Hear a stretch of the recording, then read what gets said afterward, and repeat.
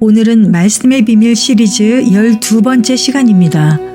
성전이신 그리스도 4편 새 예루살렘 성의 건축자 야곱이라는 제목으로 나누려고 합니다.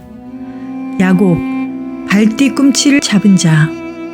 야곱은 뱃속에 태아로 있었을 때부터 그의 형 에서와 싸움을 하였습니다.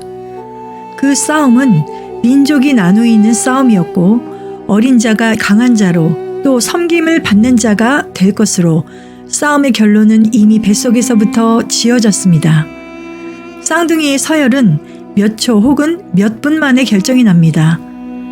장자가 되지 못한 것이 분했는지 야곱은 뱃속에서 나오면서부터도 형인 에서의 발 뒤꿈치를 잡고 나옵니다. 힘에 밀려서 나중에 나갈 바에야 먼저 나가는 에서와 함께 붙어서 나오기라도 해야겠다는 무의식의 작용이었을까요? 발뒤꿈치를 잡은 자, 바로 야곱이라는 이름의 뜻입니다. 이 말이 가지고 있는 배경적 의미는 속이는 자, 빼앗는 자입니다. 비록 내 힘이 약하고 환경이 허락하지 않는다고 해도 어떤 수단과 방법을 세워서든지 내가 원하는 것을 얻을 것이다 라는 야곱의 기질을 의미하고 있습니다. 사람마다 원하는 것이 다릅니다. 맹자의 어머니는 자식이 잘 되길 바라고 잘 교육시키기 위해서 3번을 이사했다고 합니다. 어떤 사람은 사업을 일으키기 위해 모든 것을 다 투자합니다. 어떤 사람은 이제껏 벌어놓은 돈을 다 모아서 세계 여행을 떠납니다. 사람마다 원하는 것이 있습니다. 야곱은 장자권을 원했습니다. 뱃속에 있을 때에도, 뱃속에서 나올 때에도, 그가 자라나고 있을 때에도 그는 장자권을 염두에 두고 있었습니다. 어느 날 야곱이 죽을 쓰고 있는데 에서가 들에서 돌아와서는 죽을 쓴 것을 달라고 합니다. 야곱은 집요한 사람이었고 주도 면밀한 사람이었습니다. 야곱은 기회를 놓치지 않습니다. 장자의 명분을 팔라고 합니다. 장자권이라는 것이 애초에 말로 사고 팔 수 없다는 것을 서로가 명백히 알기 때문에 그 가치가 너무나 박한 팥죽 한 그릇에 바꾸자고 한 것은 농담과 다름없는 상황이었습니다. 그래서 에서는 쉽게 말합니다. 내가 죽을 지경인데 장자의 명분이 무엇이 유익하리요? 그러한 상황에서 야곱은 한 발짝 더 나아가서 맹세를 요구합니다. 에서는 맹세하고 장자의 명분을 야곱에게 팔게 됩니다. 에서는 장자권을 경홀히 여겼습니다. 2번째 기회가 왔습니다. 나이 많은 이삭이 에서를 불러 장자의 축복을 해주겠으니 먼저 사냥하고 그 고기로 별미를 만들어 오라고 합니다. 이삭은 에서를 사랑했으므로 고기를 먹고 흡족한 마음으로 축복해 주기를 원했습니다. 그러나 리브가가 그 말을 듣고 야곱에게 에서인 척하며 아버지에게 들어가서 축복을 대신 받으라고 합니다. 야곱은 겁을 냅니다. 에서는 털이 많지만 야곱은 매끈매끈한 사람인데 아버지께 들어가면 복은 고사하고 저주를 받을까 두려워합니다. 그때 리브가는 저주를 내게 돌리라고 합니다. 그리고 에서의 의복을 입히고 염소 가죽으로 털을 만들고 별미를 야곱의 손에 들려서 가게 합니다. 이삭은 염소 털이 있는 야곱의 손을 만지며 말합니다. 음성은 야곱의 음성이나 손은 에서의 손이로다. 그리고 그를 축복합니다. 에서가 나중에 나타나고 속은 것을 안 이삭은 크게 떨고 에서는 방성대곡하며 남은 축복이라도 달라고 합니다. 에서는 너무나 분한 나머지 야곱을 죽이려고 합니다. 이에 리브가는 야곱을 자기 오빠가 있는 밧단 아람으로 피신을 시킵니다. 야곱의 주도 면밀하고 끈질긴 기질과 리브가의 도움으로 장자권을 얻은 야곱에게 곧 하나님께서는 꿈을 주십니다. 이 꿈은 장자권을 가진 야곱의 남은 생애를 지배하고 이끌어갈 꿈이었습니다. 야곱이 장자권을 얻기를 그토록 사모했다는 것은 영적인 배경이 있습니다. 하나님은 초태생을 다 내 것이라 하십니다.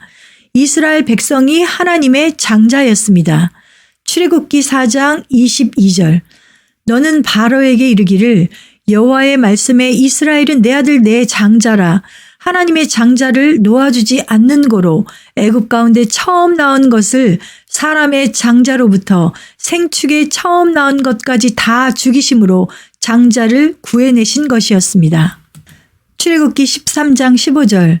그때 바로가 강팍하여 우리를 보내지 아니하매 여호와께서 애굽 나라 가운데 처음 나온 것을 사람의 장자로부터 생축에 처음 나온 것까지 다 죽이신 고로. 하나님은 자신의 소유인 장자에게 복을 주십니다. 그러면 우리에게 장자권의 의미는 무엇입니까? 장자는 아버지의 유업을 물려받게 됩니다. 예수 믿는 자는 다 장자가 된다는 의미가 있습니까? 그렇지 않습니다. 이기는 자가 되어야 하나님의 나라를 유업으로 받게 됩니다. 계시록 21장 7절. 이기는 자는 이것들을 유업으로 얻으리라. 나는 저의 하나님이 되고 그는 내 아들이 되리라. 왕의 후계자로 낙점된 자는 그때부터 왕의 수업을 받게 됩니다. 하나님의 후사로 유업을 물려받으려면 자기 자신의 자아와 죄, 세상과 사탄을 이길 수 있어야 능히 하나님의 나라를 유업으로 물려받게 됩니다. 어떻게 무엇을 이겨야 하는지는 요한계시록 2장과 3장의 7교회를 통해서 자세히 말씀하고 계십니다.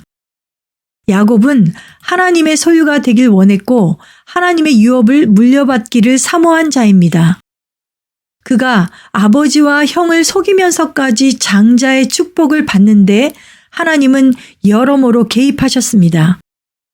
장자권을 사모해서 호시탐탐 기회를 노리고 있었고 에서가 심히 배고플 때 장자권을 구두로 팥죽 한 그릇과 바꾼 야곱의 손을 하나님은 들어주셨습니다.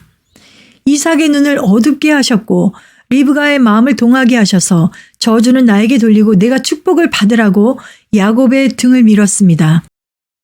하나님께서 조정해 주지 않았다면 야곱이 나가자마자 에서가 들어오는 기막힌 타이밍은 맞지 않았을 것입니다.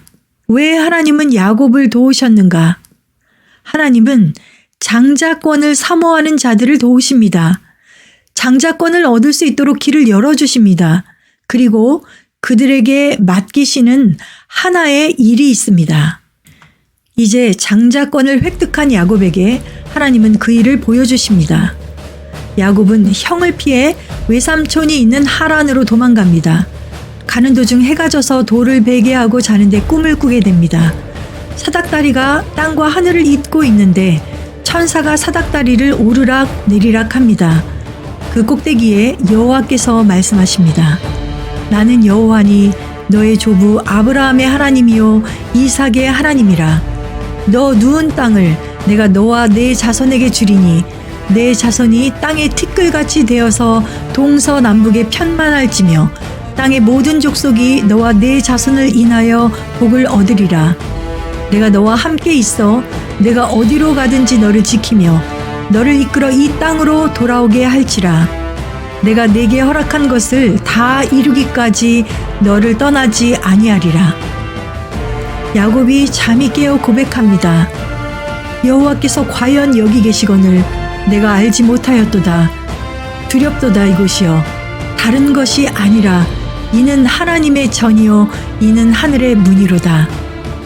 그 다음에는 베게 하였던 돌을 기둥으로 세우고 기름을 붓습니다. 그리고 그곳 지명을 베델이라고 부르게 됩니다. 베델이라는 것은 하나님의 집이라는 뜻입니다. 저는 이 꿈을 상상해 보면서 한 가지 이상한 점을 발견했습니다. 하나님의 축복의 말씀 가운데는 어디에도 하나님의 전이라는 언급이 없습니다. 아마도 사닥다리가 땅에서 하늘까지 펼쳐져 있음을 통해 그곳이 하늘의 문이고 야곱이 꿈에서 말씀하시는 여호와를 보았기에 과연 여기 여호와께서 계신다고 고백을 했겠지만 하나님의 전, 원어로는 하나님의 집이라는 언급이 없습니다. 꿈에 사닥다리가 놓여있는 것을 보고는 야곱이 누웠던 그 장소가 매우 중요한 장소라고 인식한 것은 틀림이 없지만 어떻게 그곳이 하나님의 집이란 것을 알았을까요? 이것은 하나님께서 계시로 알게 하셨다고밖에 이해할 수가 없습니다. 그 하나님의 집 위에는 사닥다리가 땅과 하늘을 잇고 있으며 그곳 하늘에는 문이 있습니다. 문은 소통과 교류를 의미합니다. 하늘과 땅이 문으로 연결되어 있습니다. 천사가 땅에서의 일을 하늘로 가져가고 하나님의 응답과 계시를 땅으로 가져오는 일들이 사닥다리를 통해 이루어지고 있습니다. 이 꿈은 야곱의 인생을 송두리째 지배하는 위대한 꿈이었습니다. 하나님은 어디에 계십니까? 3층 천 위에 계십니다. 그곳에서 땅을 내려다 보십니다. 그는 야곱에게 관심이 있으셨습니다. 지금 막 장자권을 획득한 야곱을 내려다보십니다. 그리고 땅 위에 하나님의 집을 짓고 그 안에 안식하기를 원하시는 그분의 뜻을 야곱에게 전달하십니다. 그리고 그러한 일을 수행해 나갈 너를 축복하고 너를 떠나지 않겠다고 하십니다. 왜 야곱은 그곳 지명을 이렇게 하지 않았을까요? 여호와께서 야곱에게 하사하신 땅 혹은 야곱 족속의 땅.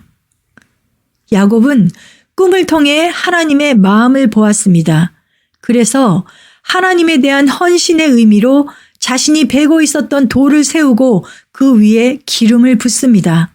그 돌은 바로 자기 자신을 의미합니다. 야곱은 기름 부음 받은 돌이 됩니다. 무엇을 위해 기름 부음 받았습니까? 하나님의 집을 짓기 위하여서입니다. 창세기 28장 20절부터 22절. 야곱이 서원하여 가로되 하나님이 나와 함께 계시사 내가 가는 이 길에서 나를 지키시고 먹을 양식과 입을 옷을 주사 나로 평안히 아비 집으로 돌아가게 하시오면 여호와께서 나의 하나님이 되실 것이요 내가 기둥으로 세운 이 돌이 하나님의 전이 될 것이요 하나님께서 내게 주신 모든 것에서 10분 1을 내가 반드시 하나님께 드리겠나이다 하였더라. 이제 밧단 아람으로 외삼촌을 만나러 간 야곱은 그곳에서 20년이란 세월을 보내게 됩니다. 두 아내를 통해 12아들 중에서 11아들을 밧단 아람에서 낳게 됩니다. 드센 2명의 아내의 시기와 경쟁적인 자식 낳기로 인해 2명의 첩을 더 두게 되었습니다. 자식들의 이름은 아내들의 남편 사랑을 쟁취하려는 마음, 투기하는 마음이 그대로 반영된 것이었습니다. 오직 후에 태어난 막내 아들 베냐민의 이름만 야곱이 지을 수 있었습니다. 라헬을 더 사랑하기는 했지만 레아에게도 성실했고 가정의 평화를 위해 그는 잠잠히 일만 했습니다. 빼앗는 자, 속이는 자인 야곱이지만 그의 기질을 이용해서 장자권을 얻었습니다. 그리고 하나님도 그의 손을 들어주셨습니다. 그렇지만 빼앗는 자, 속이는 자인 야곱은 밧단 아람에서 한 수 위의 적수를 만나게 됩니다. 라헬을 사랑하는 야곱의 마음을 이용해 7년을 일하도록 하고 결혼식 날 야곱을 속이고 언니인 레아와 먼저 결혼하게 하였습니다. 그리고 라헬을 아내로 삼도록 한 후 다시 7년을 일하도록 하였습니다. 후에 야곱이 아내들에게 고백한 것은 외삼촌인 라반이 자신에게 주기로 약속한 품삯을 10번이나 변역하였다고 합니다.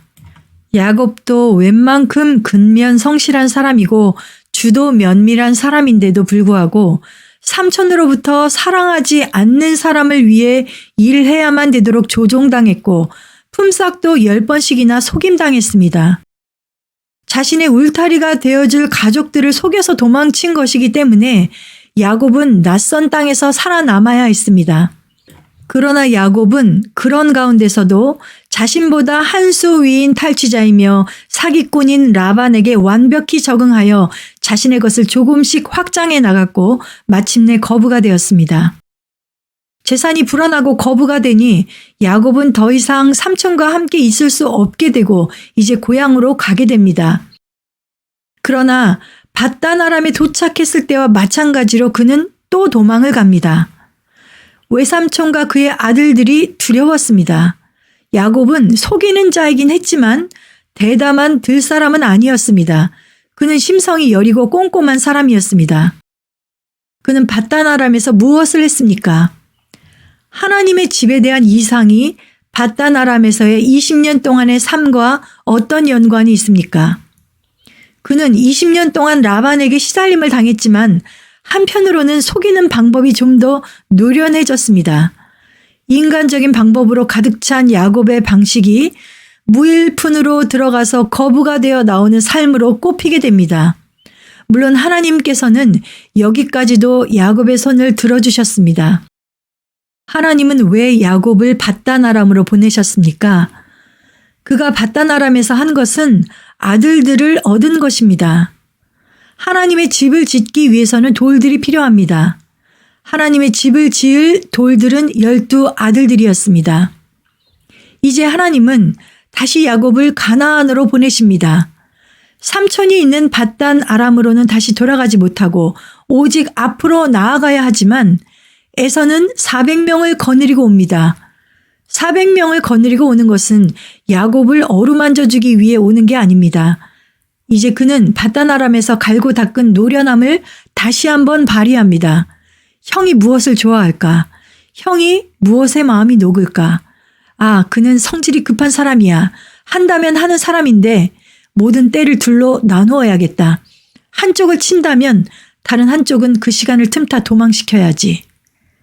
그는 안심할 수 없었습니다. 이제 서원한 것을 기억하고 하나님께도 간구합니다. 전에 말씀하시기를 내 고향 내 족속에게 돌아가라고 하시지 않았습니까? 형 에서가 두렵습니다. 그가 나와 내 처자들을 칠까봐 겁이 납니다. 내 씨로 바다의 모래와 같이 많게 하리라고 하시지 않았습니까? 기도해도 염려와 근심이 떠나질 않습니다. 에서를 위해 암염소 200, 순염소 20, 암양 200, 수양 20, 젖나는 약대 30과 그 새끼, 암소 40, 황소 10, 암나귀 20, 새끼나귀 10. 이 가축들을 때로 나누어 각 떼에게 종들을 붙였습니다. 그리고 때마다 거리를 좀 두어 에서에게 보냈습니다. 에서는 각각의 떼들을 만나고 종에게 물을 것입니다. 너는 누구의 종이며 어디로 가느냐? 이것은 누구의 것이냐? 하고 물으면 주의 종 야곱의 것이요. 자기의 주 에서에게로 보내는 예물이며 야곱도 우리 뒤에 있나이다 라고 대답하도록 했습니다. 그러면 여러 때를 만나면서 이 예물들이 형의 감정을 풀게 하지 않을까 하는 마음에서였습니다. 그래도 마음이 놓이지 않아 밤새도록 잠을 자지 못하다 밤에 2 아내와 2 여종과 11아들과 그 소유를 다 야복강 건너로 보냅니다. 이제 하나님은 그가 20년 동안 꽃피운 모든 것을 강 건너 벼랑 끝에 세우십니다. 아내들, 자식들, 양떼와 소떼들, 모든 소유들. 그리고 혼자 강 이편에 남아 어떤 사람과 밤이 새도록 씨름합니다. 그 사람은 바로 하나님이신 그리스도이셨습니다. 구약시대에 비밀스럽게 활동하신 그리스도이십니다. 이 땅에 2000년 전에 태어나셨지만 그리스도는 태초부터 계셨던 분입니다. 창세기 32장에서 그 사람이 자기가 야곱을 이기지 못함을 보았다고 합니다. 하나님이신 그가 왜 야곱을 이기지 못하겠습니까? 야곱보다 힘이 약해서였겠습니까? 이제껏 꽃피운 모든 것을 그는 버릴 수 없습니다. 내가 어떻게 살아왔는데 포기할 수 없습니다. 야곱의 기질, 본성, 자아가 얼마나 끈질긴지 그 자아로 하나님을 붙잡은 것입니다. 이때 하나님은 야곱의 환도뼈를 치셔서 위골시키십니다. 환도뼈는 사람 힘의 중심입니다. 삶의 중심입니다. 야곱의 그 강한 혼을 환도뼈를 위골시킴으로 꺾어버리신 것입니다. 그 사람이 가겠다고 해도 야곱은 축복을 받아야 놓겠다고 합니다. 그때 그 사람이 묻습니다. 내 이름이 무엇이냐? 야곱이니이다. 그의 이름은 야곱이었습니다. 철저히 속이는 자, 빼앗는 자였습니다. 그는 속이는 자, 빼앗는 자 야곱으로 완전히 성공했고 그 길에 하나님도 함께 해주셨습니다. 그러나 이제껏 도우셨던 하나님께서 야곱을 이 벼랑 끝에 몰아넣으신 이유는 무엇입니까? 하나님은 야곱을 사랑하셨던 것이지 야곱의 성공을 지원하신 것이 아닙니다. 야곱이 지극히 육신적인 방법을 동원해서 일해왔을 때도 함께 하셨던 이유는 이때를 위함이셨습니다. 철저하게 자신의 혼의 실체를 보게 하시도록 하기 위함이셨습니다. 야곱은 환도뼈가 꺾이고 나서도 자신의 것을 지키고 싶어서 그 사람을 놓을 수 없었습니다. 그리고 축복을 간구합니다. 내가 축복을 원하느냐? 그렇다면 너의 현 주소가 무엇인지, 너의 정체성이 무엇인지 그것부터 말해보라. 내 이름은 야곱입니다. 나는 빼앗는 자이고 탈취하는 자이고 속이는 자, 사기꾼 야곱입니다. 아버지와 형을 속였고 외삼촌의 것도 빼앗았습니다. 나는 도망쳐서 그곳에 갔고 지금도 도망쳐 왔었고 이제는 형의 칼날 앞에 도망치고 싶으나 도망칠 곳도 없습니다. 내 이름을 다시는 야곱이라 부를 것이 아니요 이스라엘이라 부를 것이니 이는 내가 하나님과 사람으로 더불어 겨루어 이기었음이니라. 내가 여기서 죽는 것은 아니구나. 나에게 새로운 삶이 시작되겠구나. 이스라엘이라는 것은 하나님께서 통치하시다라는 뜻입니다. 이제껏 자신의 힘으로 속이는 자로 살았지만 이제부터는 하나님께서 그를 통치하게 될 것이라는 뜻입니다. 그 밤에 야곱의 강한 혼은 한 사람과 씨름하면서 그의 뼈가 위골됨 같이 꺾이게 되었습니다. 그 사람은 바로 하나님이셨습니다. 내가 하나님과 대면하여 보았으나 내 생명이 보존되었다. 야곱은 야복강을 건너 아침에 400명을 거느리고 오는 에서를 맞으러 갑니다. 몸을 7번 땅에 굽히며 나아갈 때 그는 그 새벽 하나님이 후려치신 환도뼈의 위골됨으로 심히 절면서 갔을 것입니다. 그런데도 그는 7번 땅에 몸을 굽히며 그 형에게 나아갑니다. 에서는 도끼가 가득한 마음으로 400인을 동원하여 야곱을 죽이고 싶었습니다. 그러나 저 앞에서 발을 절뚝거리며 7번 절하며 다가오는 야곱의 모습 속에서 에서는 그의 꺾여진 혼을 보았습니다. 그때 에서가 멀리서부터 달려와 야곱을 끌어안았습니다. 야곱에게 입 맞추며 엉엉 울며 긴 세월 동안의 회한을 풉니다. 하나님의 집 건축자인 야곱은 이제부터는 죽어야 합니다. 그의 혼의 강한 기질이 꺾여져야 합니다. 에서에게 은혜를 끼친 것은 야곱의 얕은 꾀가 아니었습니다. 그것은 그날 밤 다루심 받은 야곱의 혼이었습니다. 야곱은 이제 가나안 땅으로 들어오게 되었습니다. 숲곳을 거쳐 세겜에 이르러 장막을 치고 그 밭을 사고 머물게 됩니다. 그때 그의 딸 디나가 밖에 나갔다가 그 땅 추장인 세겜에 의해 강간을 당하게 됩니다.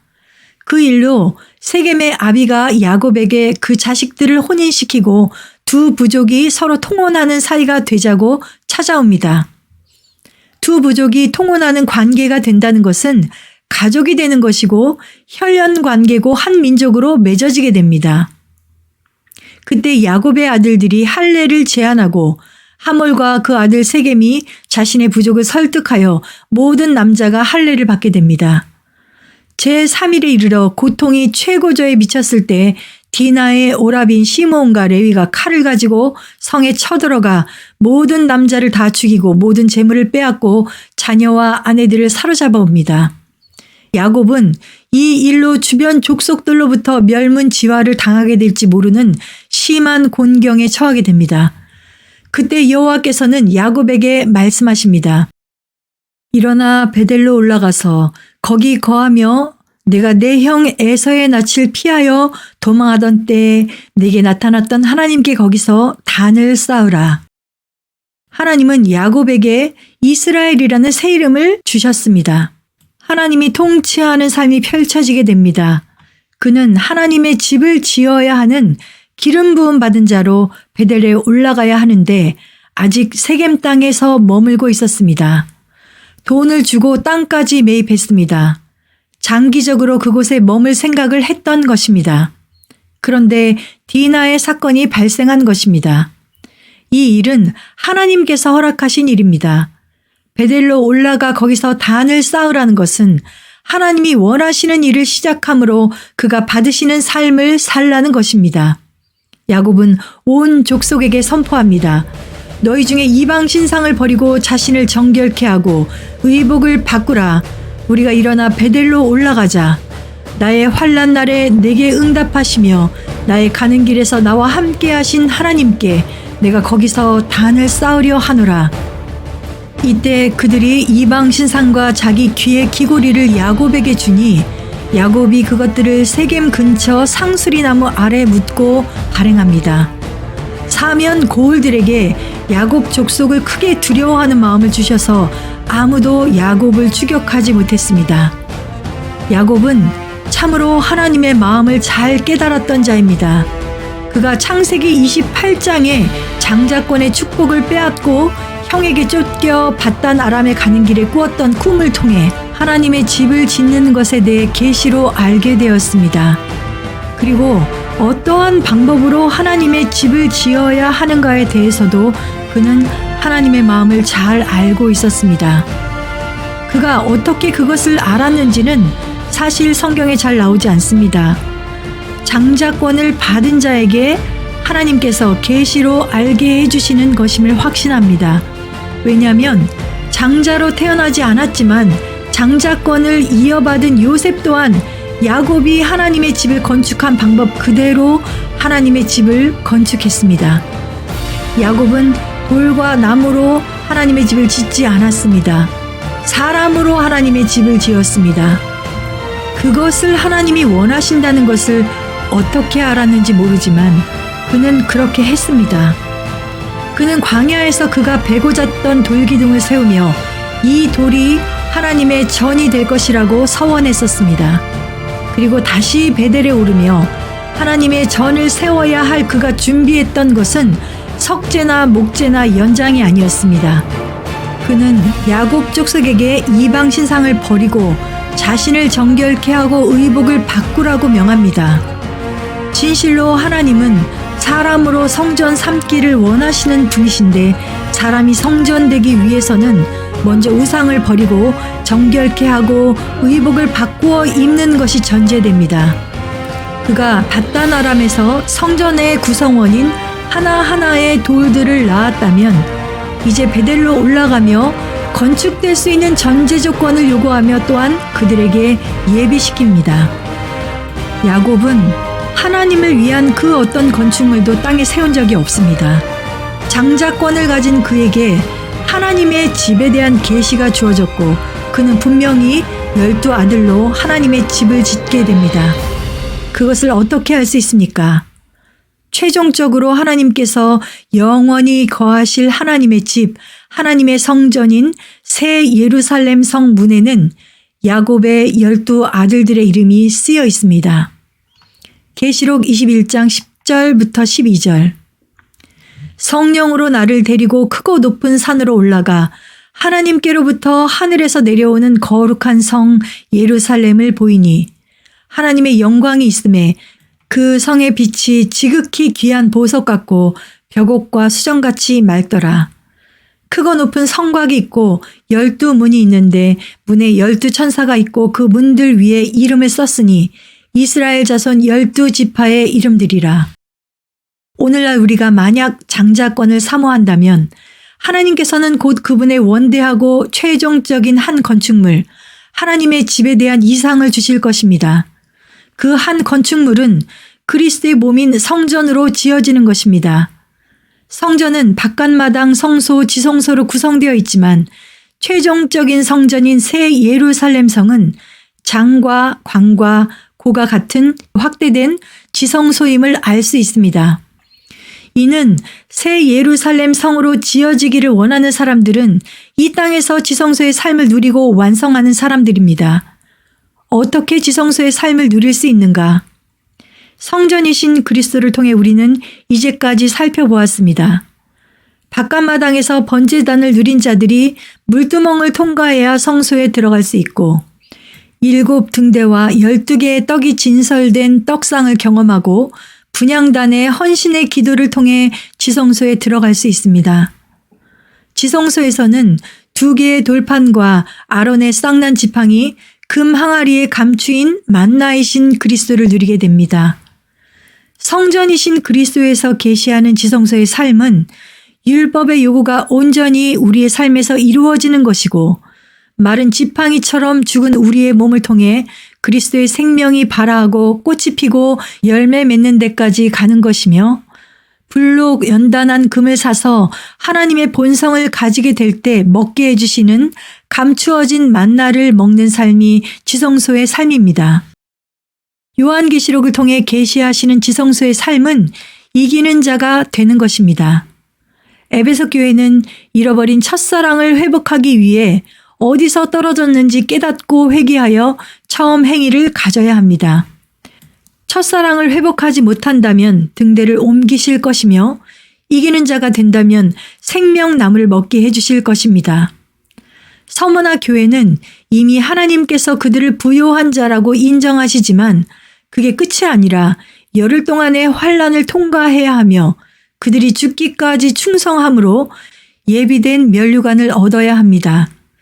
그들이 이기는 자가 된다면 둘째 사망의 해를 받지 않을 것입니다. 버가모 교회가 살고 있는 곳은 사단의 보좌가 있는 세상이었습니다. 그들은 세상을 사랑했기에 주님과도 세상과도 이중 결혼한 자였습니다. 그들은 발람의 교훈과 니골라당의 교훈을 따를 수밖에 없었습니다. 그들이 세상을 사랑한 것에서 돌이킬 때 발람의 교훈과 니골라당의 교훈을 피할 수 있습니다. 그들이 회개하지 않으면 주님은 그 입의 검으로 그들과 싸우실 것입니다. 이기는 자들에게는 감추었던 만나와 새 이름을 기록한 흰 돌을 받게 됩니다. 두아디라 교회는 이세벨을 용납함으로 교회 안에서 종들을 행음하게 하고 우상의 제물을 먹게 했습니다. 그는 곧 침상에 던져질 것이고 사망으로 그의 자녀들이 죽게 될 것입니다.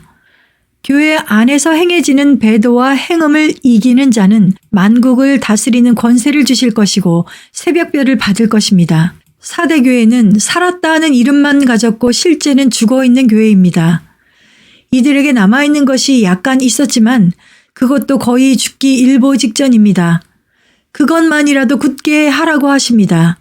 그들이 어떻게 받았고 어떻게 들었는지 생각하고 지키어 회개하는 이기는 자들은 생명책에서 그 이름이 흐려지지 않고 그 이름을 아버지 앞과 그 천사들 앞에서 시인하실 것입니다. 빌라델비아 교회는 온전한 새 예루살렘 성으로 지어지는 자들의 모본이 되는 형제 사랑의 교회입니다. 그들은 적은 능력으로 주님의 말을 지키고 그 이름을 배반치 않은 자들입니다. 그 인내의 말씀을 지켰기에 시험의 때를 면하게 되는 교회입니다. 그들에게는 이미 면류관이 주어졌기 때문에 빼앗기지 않고 지키면 됩니다.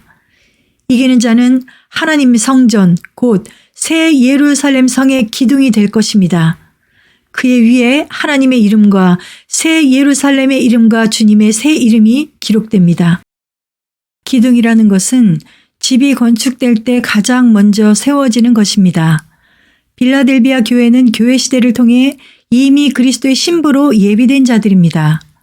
그리스도 신부의 완성은 교회 시대 후 천년 왕국을 통해 온전케 되어 새하늘 새 땅에 내려오게 되는 새 예루살렘 성인데 빌라델비아 교회는 교회 시대를 통해 기둥으로 먼저 지어지게 됩니다. 라오디게아 교회는 미지근한 교회이며 곧 토에 내쳐져서 버려지기 직전의 상황이지만 자신은 부자이며 부요하고 부족한 것이 없는 것으로 여기며 가난하고 눈먼 것과 벌거벗은 영적 상황을 깨닫지 못하는 가련한 교회입니다. 그들을 사랑하시는 주님은 책망하고 징계하십니다. 그때 열심을 내고 회개해야 합니다. 그들은 불로 연단한 금과 흰옷과 안약을 주님으로부터 대가를 지불하고 사야 합니다. 이제 주님께서 문을 두드리실 때 주와 더불어 먹는 삶을 살아야 합니다. 이기는 자는 주님의 보좌에 함께 앉아서 심판하는 권세를 얻게 됩니다. 7 교회를 통해서 주님은 이기는 자가 되기를 요구하십니다. 이기는 자들이 오늘날의 삶을 통해 지성소를 경험하게 되고 결국은 지성소의 확대인 새 예루살렘 성으로 건축되어 가는 것입니다. 이기는 자들, 곧 장자권을 받은 자들이 하나님의 유업을 받아 새 예루살렘 성전을 건축하는 것입니다. 요한복음을 통해서 예수님 또한 생명의 건축자가 되심을 계시하십니다. 요한복음 1장 47절부터 51절까지 예수께서 나다나엘이 자기에게 오는 것을 보시고 그를 가리켜 가라사대 보라 이는 참 이스라엘 사람이라 그 속에 간사한 것이 없도다. 나다나엘이 가로되 어떻게 나를 아시나이까? 예수께서 대답하여 가라사대 빌립이 너를 부르기 전에 내가 무화과 나무 아래 있을 때 보았노라. 나다나엘이 대답하되 랍비여 당신은 하나님의 아들이시오. 당신은 이스라엘의 임금이로소이다. 예수께서 대답하여 가라사대 내가 너를 무화과 나무 아래서 보았다 함으로 믿느냐? 이보다 더 큰 일을 보리라. 또 가라사대 진실로 진실로 너희에게 이르노니 하늘이 열리고 하나님의 사자들이 인자 위에 오르락내리락 하는 것을 보리라 하시니라. 이 말씀은 예수님 사역 초기에 예수께서 나다나엘을 보시고 하신 말씀입니다. 이때 나다나엘을 한 번도 만난 적 없는 예수님께서 그를 인정해 주시고 그의 사람됨을 이미 아셨던 것을 통해 나다나엘은 하나님의 아들이며 메시아임을 고백하게 됩니다. 그러나 주님은 창세기 28장에서 야곱에게 주셨던 꿈을 다시 한번 상기시키시고 인용하시며 이보다 더 큰 일을 보리라고 하십니다. 더 큰 일이라는 것이 무엇입니까? 사닥다리가 땅에서부터 하늘을 연결하고 있는 그곳, 베델이 하나님께서 계시는 곳이며 하나님의 집이며 하늘의 문이 있는 곳입니다. 주께서는 사닥다리를 인자라고 말씀하십니다. 주님께서 친히 땅과 하늘을 잇고 있는 중보가 되시며 그가 그곳에 계시는 이유는 하나님의 집, 베델이 건축되기 위함이라고 말씀하십니다. 하나님의 집을 건축하시는 것이 하나님의 큰일이시며 최종적으로 남아있는 큰일입니다. 주님은 하나님의 집으로 건축될 돌들을 친히 찾으시고 그들에게 생명을 주셔서 돌이 되게 하셨습니다. 베드로가 대표적인 반석입니다. 그러나 12 제자들은 물론이거니와 니고데모, 사마리아 여인, 베데스다 연못가에 38년 된 병자, 하늘에서 내려오는 생명의 떡을 먹은 제자들, 눈을 뜬 소경, 간음하다 잡힌 여인, 나사로, 이들이 전부 생명을 받은 건축 재료가 됩니다. 그리고 이 하나님 건축의 또 다른 방면은 예수님 한 분으로 이루어진 성전이 헐리는 것이었습니다. 요한복음 2장 19절부터 21절 예수께서 대답하여 가라사대 너희가 이 성전을 헐라 내가 사흘 동안에 일으키리라. 유대인들이 가로되 이 성전은 46년 동안에 지었거늘 내가 3일 동안에 일으키겠느냐 하더라. 그러나 예수는 성전된 자기 육체를 가리켜 말씀하신 것이라. 성경 원어에는 육체와 몸이 구분되어 있습니다. 예수님 한 분 안에서 하나님은 거하셨기 때문에 예수님의 몸이 하나님의 집인 성전이 될 수 있었습니다. 그런데 예수님은 유대인들에게 이 성전을 헐라고 하십니다. 왜 헐라고 말씀하십니까? 새 예루살렘 성전은 예수님 한 분만으로 지어지지 않습니다. 많은 성도들과 함께 지어지게 됩니다. 예수님은 모퉁이 돌이 되십니다. 이렇게 함께 지어지기 위해서는 개인 성전 되심이 무너져야 합니다. 무너지지 않고는 다시 지을 수 없습니다. 예수님도 이 새 예루살렘 성의 건축자이셨습니까? 그렇습니다. 이 사실을 어떻게 알 수 있습니까? 계시록 21장 14절 그 성의 성곽은 12 기초석이 있고 그 위에 어린 양의 12 사도의 12 이름이 있더라. 새 예루살렘 성의 12 기초석에는 12 사도의 이름이 적혀 있습니다. 그리고 예수님 성전이 헐리신 이후에 모퉁이 돌인 그리스도를 중심으로 신약 시대의 성도들이 새 예루살렘 성의 벽옥으로 된 성벽으로 세워져 갑니다. 계시록 21장 18절. 그 성곽은 벽옥으로 쌓였고 그 성은 정금인데 맑은 유리 같더라.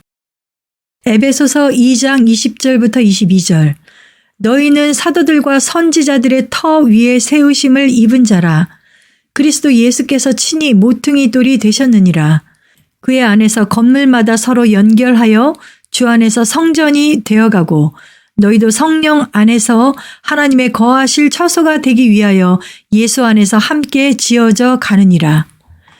예수님께서 생명으로 하나님의 집을 건축하는 과정은 요한복음을 통해 볼 수 있습니다. 한 사람 한 사람에게 생명을 주시고 그 다음에는 그들과 함께 지어지시기 위해서 기꺼이 자신의 몸 성전이 헐리는 길로 걸어 들어가셨습니다. 그렇게 하나님의 집을 건축하는 과정을 야곱에게서도 동일하게 볼 수 있습니다. 창세기 35장에서 온 족속과 함께 베델로 올라가면서부터 본격적으로 그의 이름이 이스라엘로 바뀌기 시작합니다. 그의 새로운 이름은 하나님의 통치를 받는 삶에 합당한 이름입니다. 베델에 올라가면서부터 한 족속이 우상을 버리고 자신을 정결케 함을 통해 하나님의 집이 건축되기 시작합니다. 또한 야곱도 이스라엘로 바뀌어가는 과정으로 들어갑니다.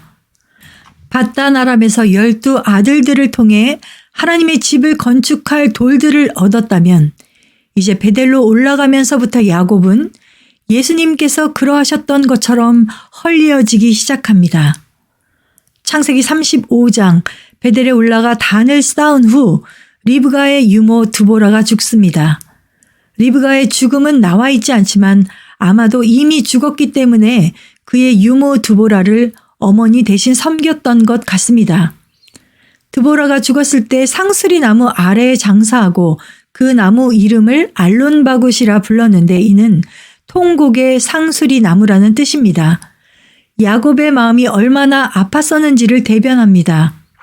그 후에는 사랑하는 아내 라헬이 베냐민을 낳다가 죽어 베들레헴 길에 장사됩니다.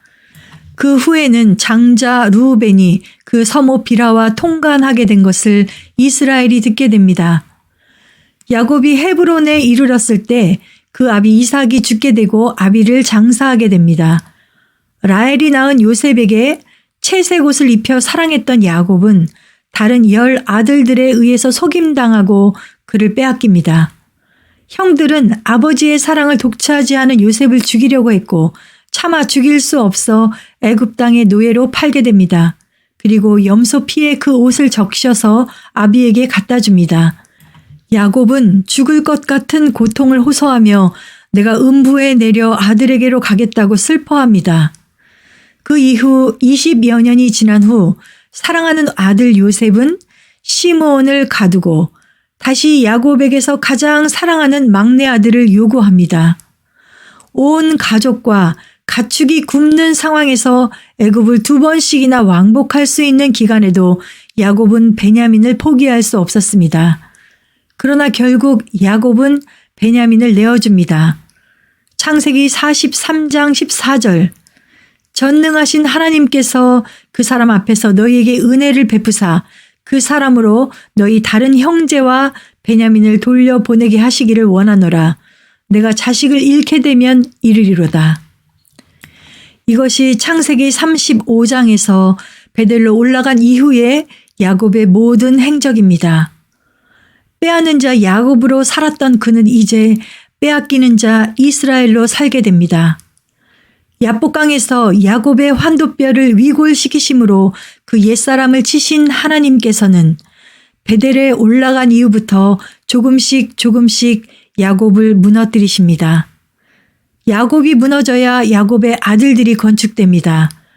야곱은 조금씩 이스라엘이 되어갔고 야곱의 아들들은 조금씩 이스라엘의 아들들이 되어갔습니다. 아버지의 사랑을 독차지 하던 요셉을 증오하고 팔아먹었던 야곱의 아들들이 형제의 사랑을 이루어 가게 됩니다. 막내 베냐민의 자루에서 은잔이 나왔을 때 모든 형제들이 옷을 찢고 베냐민과 함께 애굽으로 돌아갑니다. 그리고 유다가 말합니다. 은잔이 발견된 베냐민과 함께 우리가 다 종이 되겠노라고. 베냐민만 종이 되리라고 하는 총리 앞에서 유다는 그 아비를 사랑하는 마음으로 변호합니다. 이 아이가 아비를 떠나면 아비가 죽게 됩니다. 예전에 형제들은 아비에게는 관심이 없었습니다. 아비의 사랑을 받는 요셉을 증오했지만 그것은 결국 아버지에 대한 반항이었습니다. 그래서 피 묻은 채색 옷을 야곱에게 증거물로 내밀었습니다. 그러나 지금은 베냐민의 생명과 결탁된 아버지를 긍휼히 여기며 소소히 총리에게 말합니다. 그리고 자신의 생명을 베냐민의 생명과 맞바꾸려 합니다. 창세기 44장 33절 청컨대 주의 종으로 아이를 대신하여 있어서 주의 종이 되게 하시고 아이는 형제와 함께 도로 올려 보내소서. 내가 어찌 아이와 함께하지 아니하고 내 아비에게로 올라갈 수 있으리이까. 두렵건대 제 해가 내 아비에게 미침을 보리이다. 여기까지 들은 요셉은 더 이상 자신을 억제하지 못하여 방성대곡하게 됩니다. 아버지의 사랑을 받은 나를 시기하고 증오한 형들, 나를 죽이고 싶어 했던 형들, 나를 노예로 판 형들, 당신의 사랑하는 아들이 찢겨 죽었다고 피 묻은 옷을 보이며 아버지를 속였을 형들, 그 형들이 이제 아버지를 긍휼히 여기며 베냐민을 구하기 위해 자신의 목숨을 내놓을 때 요셉은 방성대곡할 수밖에 없었습니다. 야곱이 혼의 죽음을 경험할 때마다 하나님의 생명은 12 아들들 안에서 역사하며 그들 역시 야곱의 아들들로서의 옛사람의 생명은 쇠하여지고 이스라엘의 아들들로 세워져 갑니다. 고린도후서 4장 12절 그런즉 사망은 우리 안에서 역사하고 생명은 너희 안에서 하느니라. 우리는 누군가를 하나님의 집으로 건축되도록 하기 위해 무엇을 해야 합니까? 그들을 정결케 하여야 합니다. 그들 안에 하나님보다 더 사랑하는 우상이 무엇인지, 정결치 못한 것이 무엇인지 알아야 하고 또 그들로부터 그것을 버리도록 요구해야 합니다. 그들의 손으로부터 우상이 내놓아져야 하고 버려져야 합니다. 그래야만 하나님의 집을 건축할 수 있습니다. 그 다음에는 내가 십자가의 죽음에 처할 때마다 그들에게는 생명이 역사하게 됩니다. 이 진리를 알면 알수록 십자가를 사랑하게 될 것입니다. 주님께서 형제들과 함께 건축되기 위해서 유대인 앞에 자신을 내어주십니다. 이 성전을 헐라. 우리도 생명 받은 저들과 함께 건축되기를 원한다면 우리 자신을 내어놓을 수 있어야 합니다. 가까운 사람들, 부모, 시부모, 형제, 자매, 자식, 성도, 직장 동료들을 통해 우리는 헐리어져야 합니다. 이 성전을 헐라. 자신을 내어줄 수 있을 때 생명 받은 자들이 생명 안에서 건축되어 갈 것입니다. 이제 야곱은 요셉이 보내준 수레를 타고 애굽으로 향합니다. 요셉이 야곱을 인도하여 바로 앞에 서게 됩니다. 바로가 묻습니다. 당신의 연세가 얼마요? 내 나그네 길의 세월이 130년이니이다. 나의 연세가 얼마 못되니 우리 조상의 나그네 길의 세월에 미치지 못하나 험악한 세월을 보내었나이다. 야곱은 당대의 패권 제국인 이집트의 왕을 축복합니다. 한 족속의 아비일 뿐인 지팡이를 의지한 늙은 노인이 어떻게 가장 막강한 권력을 쥐고 있는 왕을 감히 축복할 수 있습니까? 그러나 성경은 말합니다. 히브리서 7장 7절 패일원하고 낮은 자가 높은 자에게 복빌을 받느니라. 야곱에게는 영적 권위가 있었습니다. 장자권을 얻은 자에게 맡겨주시는 하나님의 일, 바로 하나님의 집을 짓는 지극히 거룩한 일이 그에게 맡겨졌고 그는 그 일을 이루기 위해 이제까지 달려왔습니다. 그의 인생은 참으로 험악했습니다. 속이고 속임당하고 뺏고 뺏기는 인생이었고 도망치는 인생이었고 무너지는 인생이었지만 그에게 부여된 하나님의 권위는 한 나라의 왕을 축복하도록 이끄셨습니다. 야곱보다 더 많은 고생과 환난을 겪은 사람이라 해도 왕을 축복할 수는 없습니다. 백성은 왕 아래에 있는 사람이기 때문입니다. 왕보다 높을 수 없습니다. 야곱, 그는 하나님의 사람이었고 하나님의 최종 목적인 새 예루살렘 성을 건축하는 사람이었습니다. 그는 참으로 왕보다 존귀한 사람이었고 왕이 축복받기에 합당한 사람이었습니다.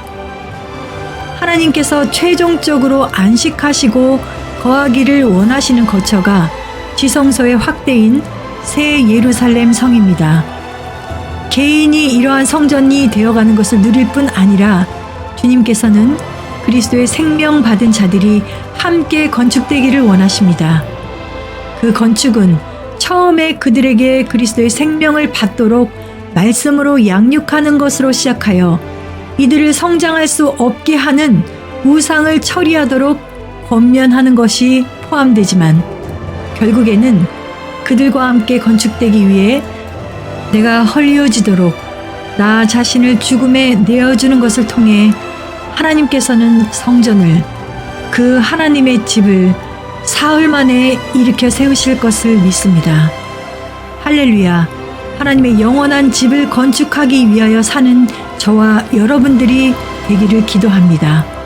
아멘.